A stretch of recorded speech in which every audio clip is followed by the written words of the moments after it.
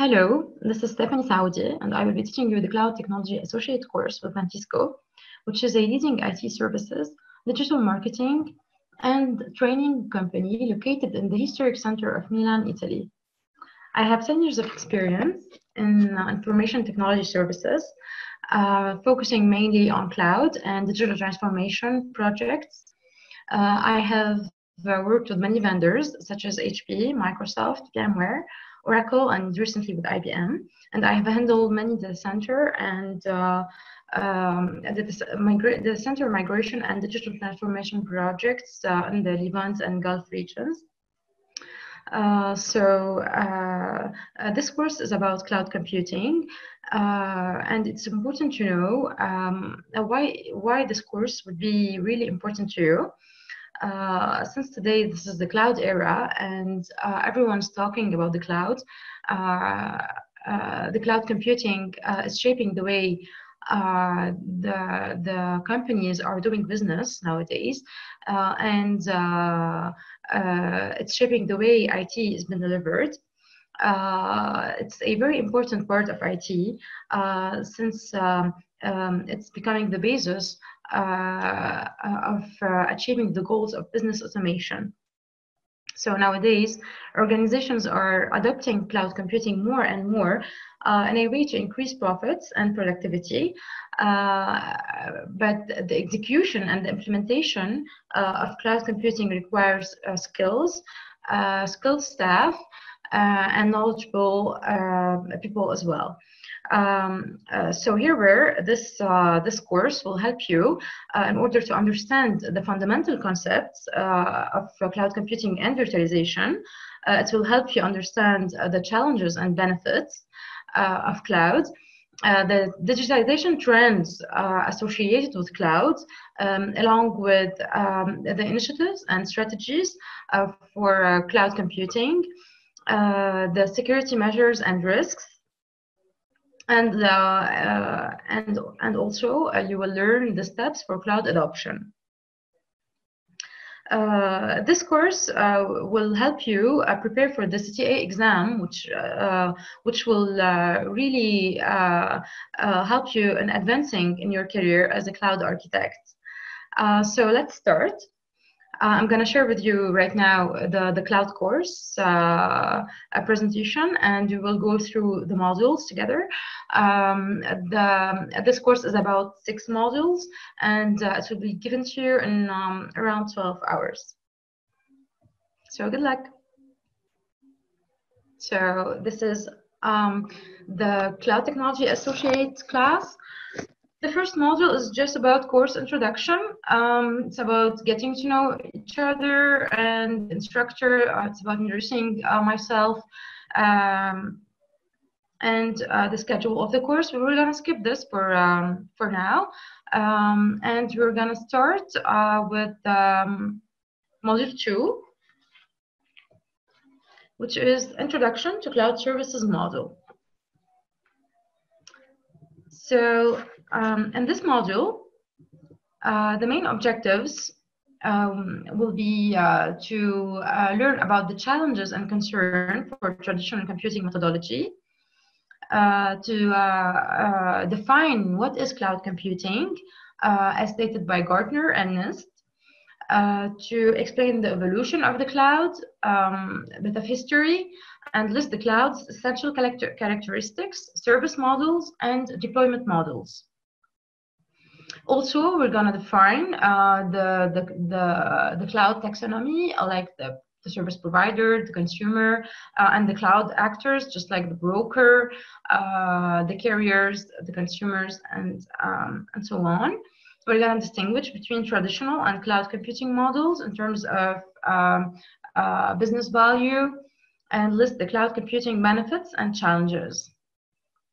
At the end, we're going to define the various common cloud terminologies used in cloud computing.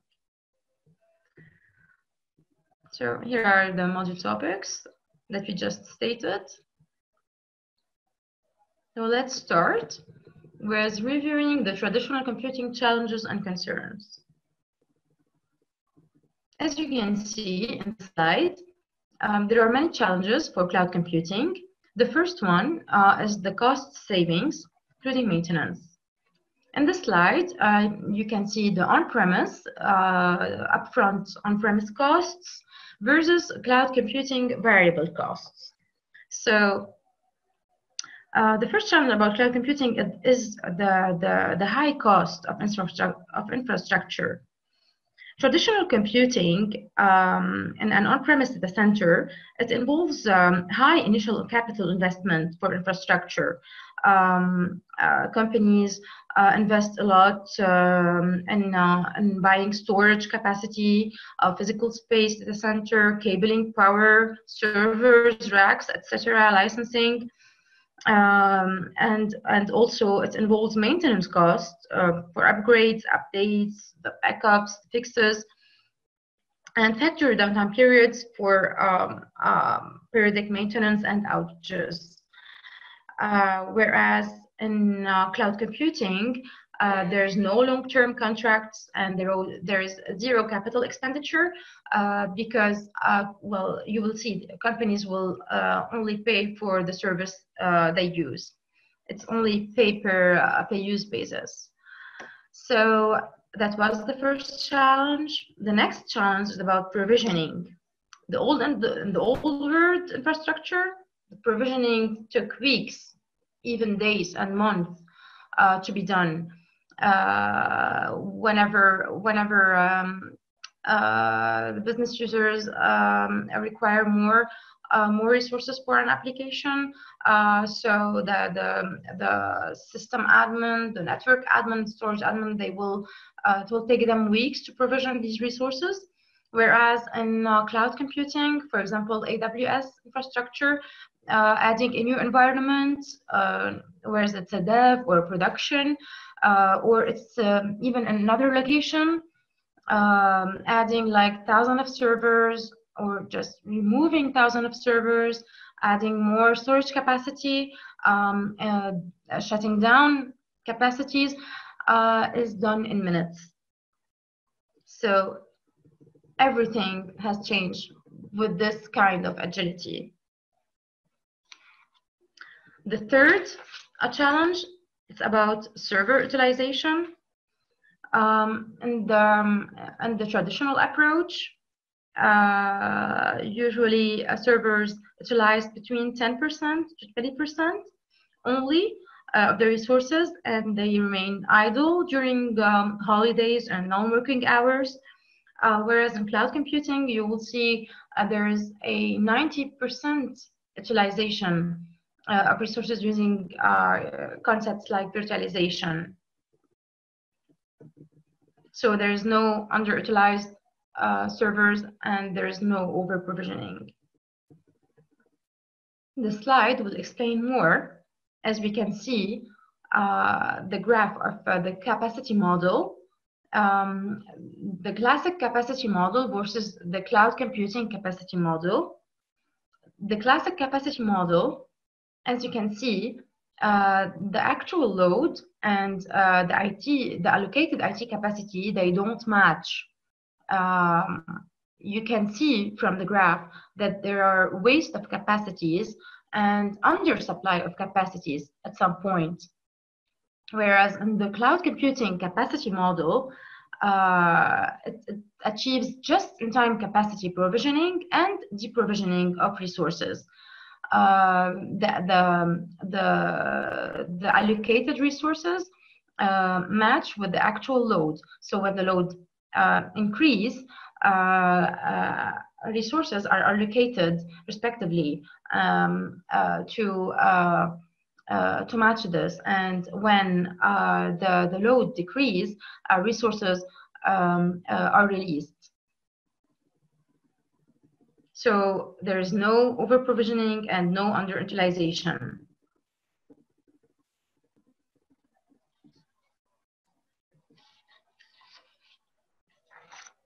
Scalability is another challenge. So there are two types of scalability, vertical and horizontal. And in other words, scaling up versus scaling out. Scaling up is about adding bigger resources, Scaling out is about adding more of the same. Like, for example, you have one server. Scaling out is about adding more servers. While scaling up, it's about scaling up in resources, like adding more capacity.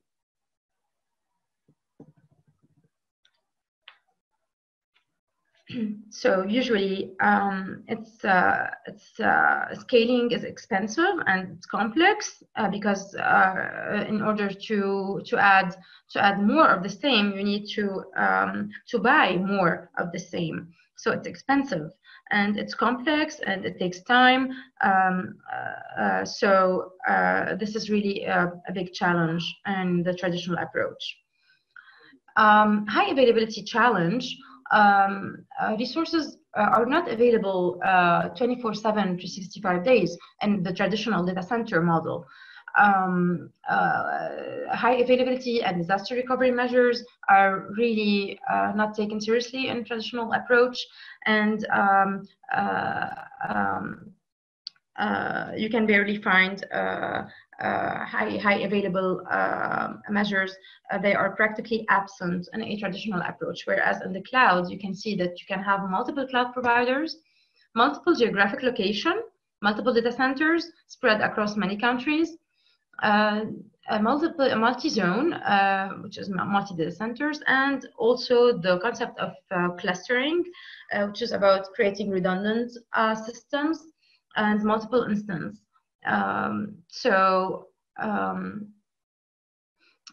In a traditional model, the availability is very low, and in a cloud computing model, it is really high.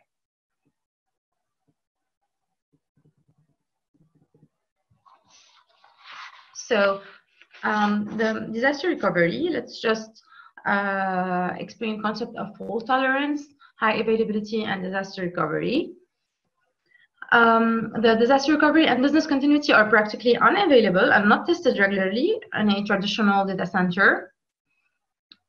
Systems are not redundant, replication is absent,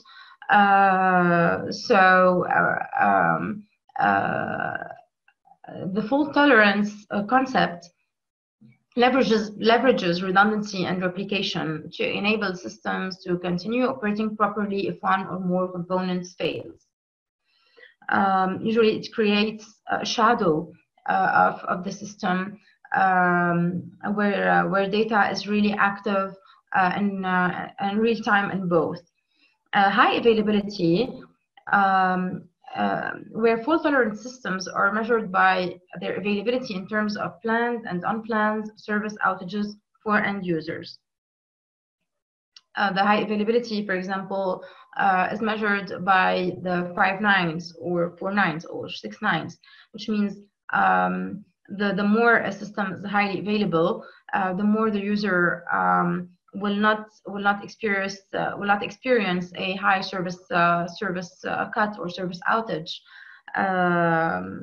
when a system failure happens. And the less it is available, the more the end user will experience a cut in the service and application uses. Disaster recovery, it's about the process, policies, and procedures related to restoring critical systems after the disaster's effects.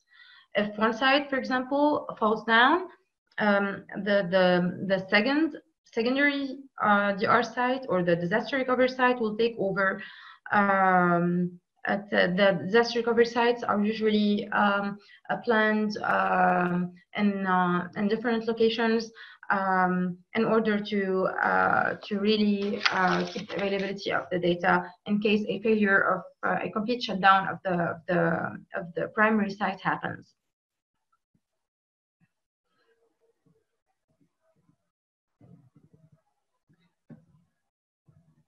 So another challenge is the identity and access management, which is limited to the network, to the virtual private network, which is local, and it is limited. It is within the enterprise network of the company, so users are not accessing networks providers. It's really limited to the organization network.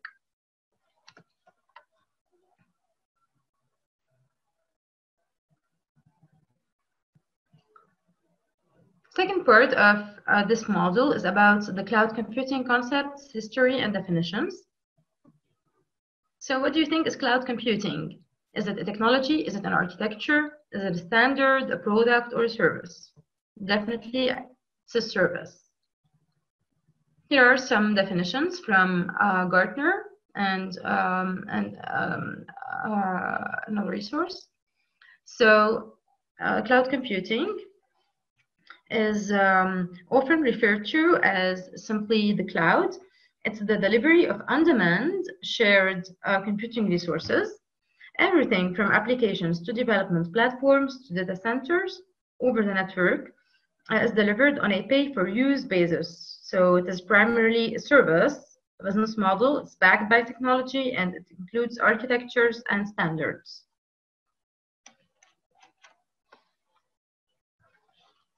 Gartner, for example, defines cloud computing as a style of computing where scalable and elastic IT-related capabilities are provided as a service to customers using internet technologies. Basically, in a couple of words, it's a service provided through the internet to customers, and based on their use, it is metered, and we will see in the next slide all the characteristics of the cloud. There are 5 essential characteristics, which are on-demand self-service, resource pooling, rapid elasticity, measured service, and broad network access.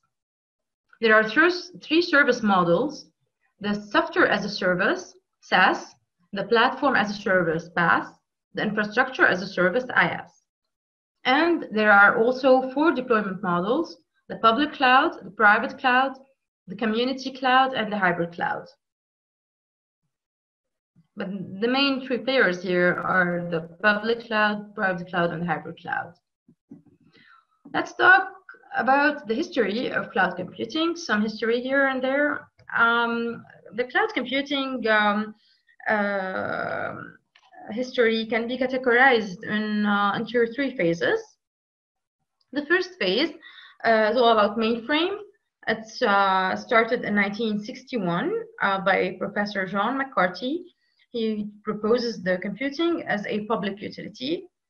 In 1964, IBM launches its CP40 operating systems, uses virtualization. In 1972, here another launch for IBM. It's the IBM VM370. It's 370 is the virtual machine operating system. And then there is the PC, client server, and web model, which became popular in 1980. In 1991, the World Wide Web popularizes the internet. And in 1997, we got the first use of the term cloud computing until this date. Characteristics. The 5 characteristics of cloud computing, as we stated before, are on-demand self-service, resource pooling, rapid elasticity, measured service, and broad network access. The first characteristic, the on-demand self-service,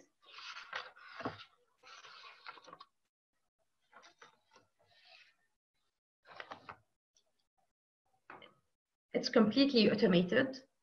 It means that users are abstracted from the implementation.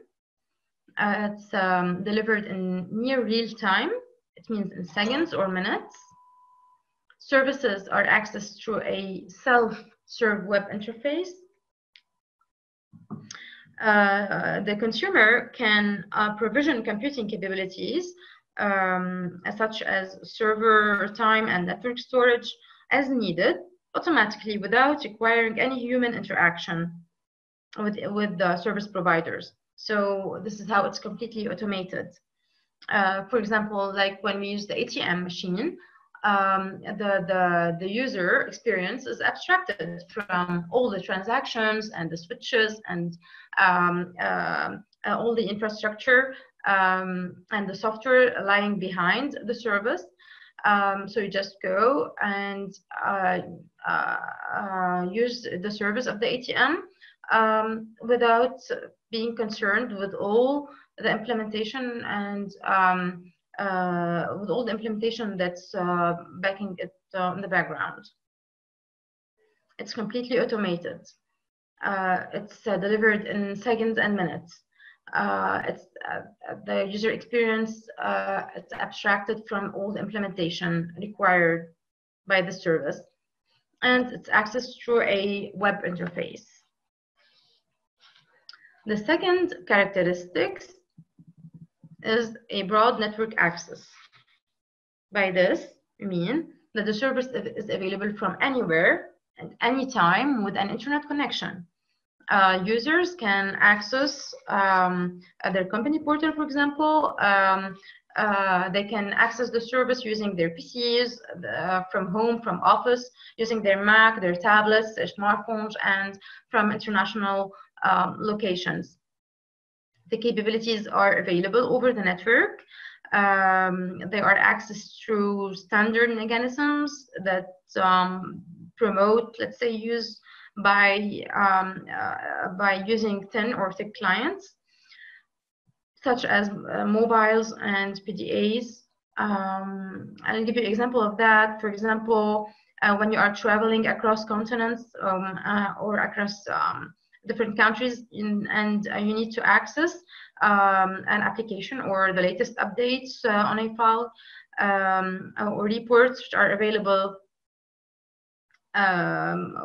which are from your company, which are available on laptops and tablets and desktops and so on.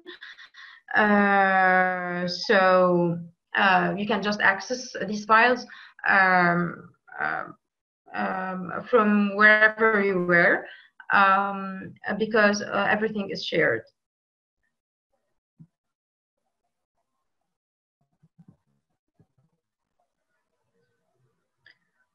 Resource pooling is another characteristic of the cloud. As you can see, there's the move from a single tenant model where separate applications access separate databases and users access these separate applications. Whereas in a cloud approach, we do have the multi-tenant model where one shared application is accessed by all users, and the application access one database.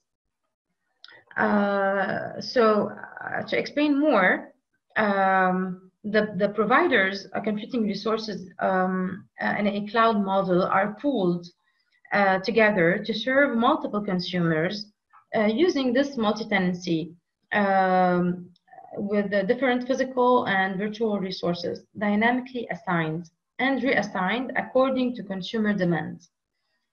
So here there's a sense of location independence, which means that the customer generally has no control or knowledge over the exact location of the provided resources, but may be able to specify location at a higher level abstraction, such as accessing resources from which country, state, or data centers. The example of resources can go from anything like storage to processing to memory and network bandwidth.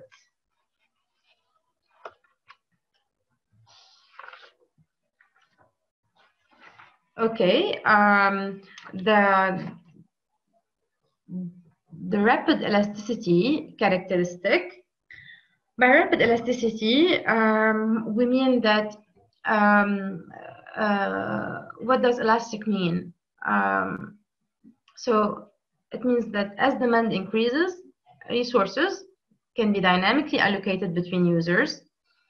And when the demand decreases, additional resources which were allocated, they are dynamically released. This is the kind of elasticity that is required in order to not fall on the over provisioning or underutilization of resources. Because of this, you only allocate what you use. When your demand increase, you allocate more, and when your demand decrease, all the allocated additional resources are dynamically released.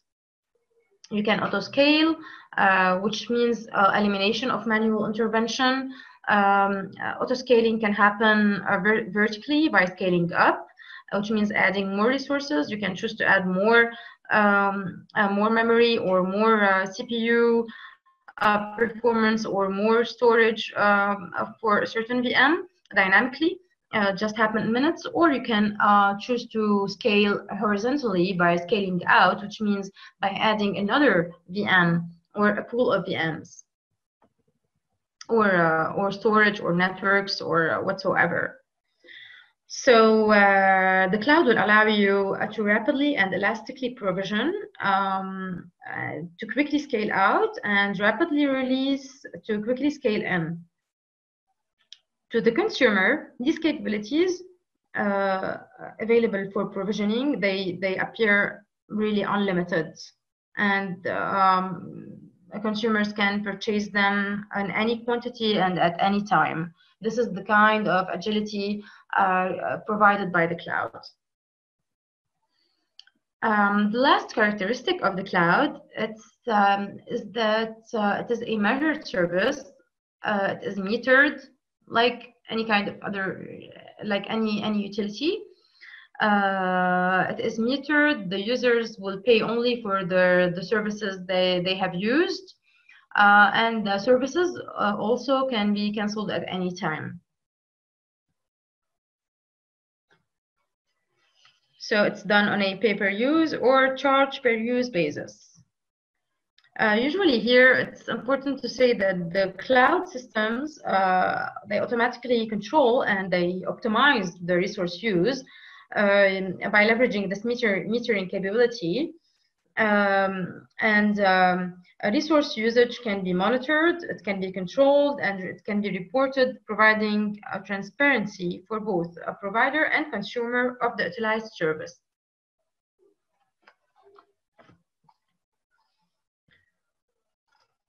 Let's move now to cloud services model. There are 3 cloud service models: the software as a service, the SaaS, which provides applications to users. Some examples like Facebook, LinkedIn, like we all use them every day in our daily lives. Platforms, software components, which is the platform as a service model. It provides specialized software components and programming tools to developers. And the third model is the infrastructure as a service. It's all about providing infrastructure resources, computing resources, servers, storage, and so on, as a service through administrators. Let's start with the software as a service. So what happened here? Usually in a software as a service model, the service provider will provide the consumer the capability to use the provider's applications running on their own cloud infrastructure. So you have the service provider, he has he's hosting an application like Salesforce, Google App, Cisco WebEx, for example, LinkedIn, Facebook. This application is running on their own data center, and the service provider is providing the consumer, like us, the capability to use this service. The applications are can be accessible from various devices, either through a thin client interface, such as like web browser, or from mobile or any other client device, PC, etc. In this model, the consumer does not manage and does not control the underlying cloud infrastructure. The service provider is the one who owns the application and the infrastructure running beneath it. As a recap, the cloud provider runs the business applications on their own data center. Applications are accessible by consumers from a browser or from their mobiles, and limited user specific application configuration settings. The cloud provider here, the service provider, manages and owns all the configuration settings related to the application. The consumer has no control or over and does not own the application. Let's move to the platform as a service.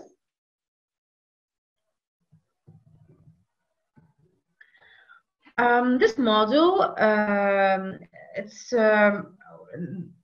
about providing the consumer the capability to deploy its own applications onto the cloud infrastructure of the provider. The cloud provider, the PaaS provider, will provide the consumer the programming languages, the libraries, the services, and tools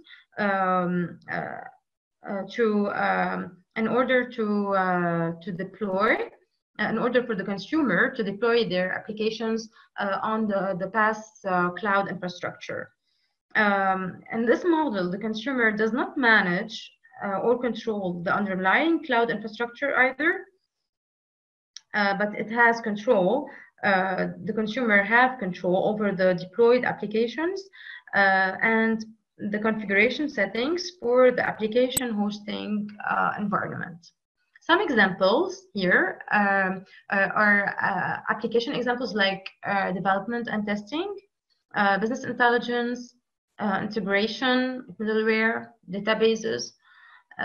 For example, we can list here Windows, Azure, Google App Engine, for example, and of course, infrastructure as a service is the third model.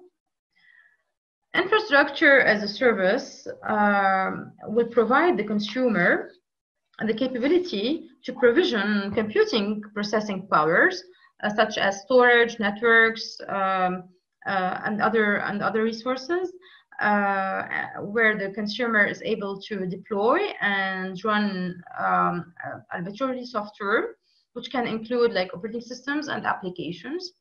The consumer here does not manage or control the underlying cloud infrastructure, but he has control over operating systems, storage, and deployed applications. We can list here service provider examples like Amazon Web Services, Microsoft Windows, Azure, RightScale, and OpenStack.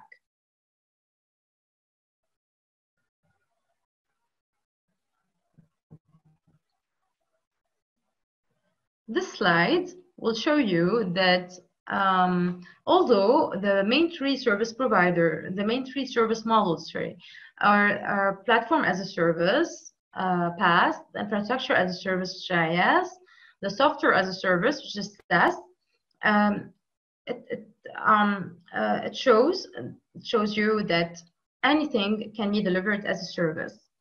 It's the XaaS model. In addition to these three, you can have monitoring as a service, security as a service, and identity as a service.